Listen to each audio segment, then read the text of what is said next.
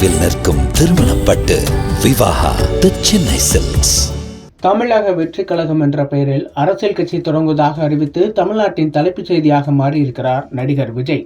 இவருக்கு முன்னால் 10க்கும் மேற்பட்ட சினிமா பிரபலங்கள் தமிழ்நாட்டில் கட்சி ஆரம்பித்திருக்கிறார்கள். எம்ஜிஆரை தவிர மற்றவர்களால் அதிகபட்சம் சட்டமன்ற உறுப்பினர், நாடாளுமன்ற உறுப்பினராக வரை மட்டுமே ஆக முடிந்தது. விஜயகாந்த் உட்பட யாராலும் அவர்கள் நினைத்த மாற்றத்தை கொண்டு வர முடியவில்லை.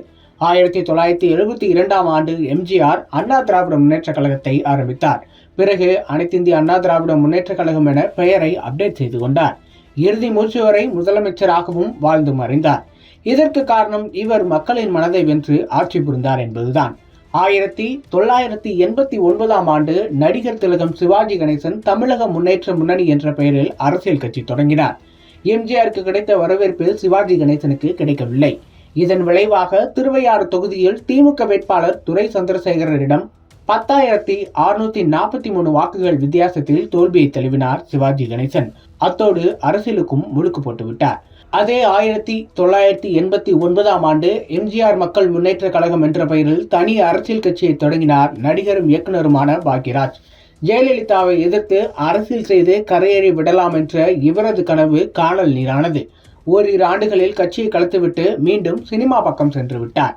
திமுகவின் அனுதாபியாக, குறிப்பாக கலைஞர் கருணாநிதியின் ஆதரவாளராக வலம் வந்த டி. ராஜேந்தர் 1991ஆம் ஆண்டு தாயக மறுமலர்ச்சி கழகம் என்ற பெயரில் கட்சி ஆரம்பித்து அதனை கலைத்து மீண்டும் திமுக ஆதரவு நிலைப்பாடு எடுத்து இப்போது மீண்டும் பெயரளவில் லட்சிய திராவிட முன்னேற்ற கழகம் என்ற பெயரில் கட்சி நடத்தி வருகிறார்.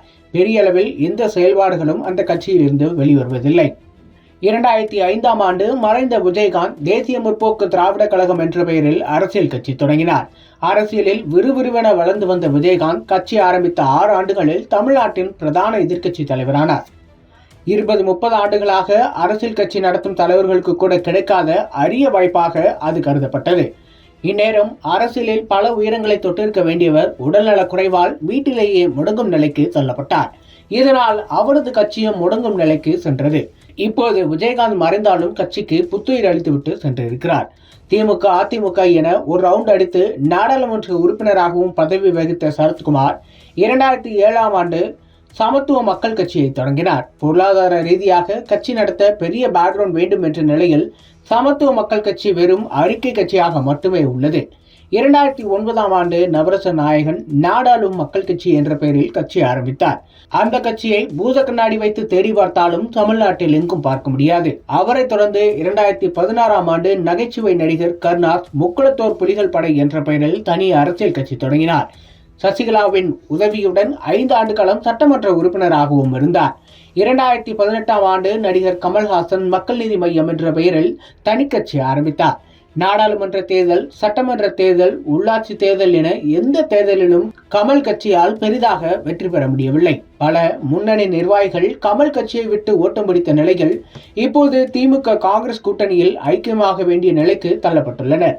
2021ஆம் ஆண்டு இந்திய ஜனநாயக புலிகள் என்ற பெயரில் மன்சூர் அலிகான் ஒரு லெட்டர் பேட் கட்சியை ஆரம்பித்தார். அதனை அவரே மறந்திருப்பார். அந்த அளவுக்கு தான் அந்த கட்சியின் செயல்பாடு இருந்தது. இப்படியாக சினிமா பிரபலங்கள் தமிழ்நாட்டில் கட்சி ஆரம்பித்த நிலையில் இப்போது விஜய் தமிழக வெற்றி கழகம் என்ற பெயரில் கட்சி தொடங்குவதாக அறிவித்துள்ளார். எம்ஜிஆர் போல முதலமைச்சராக வேண்டும் என்ற வேட்கையுடன் அவரது நகர்வுகள் அமைந்துள்ளன. காலமும் சூழலும் சாதகமாக அமைந்தால் விஜய் சாதனை படைக்க முடியும்.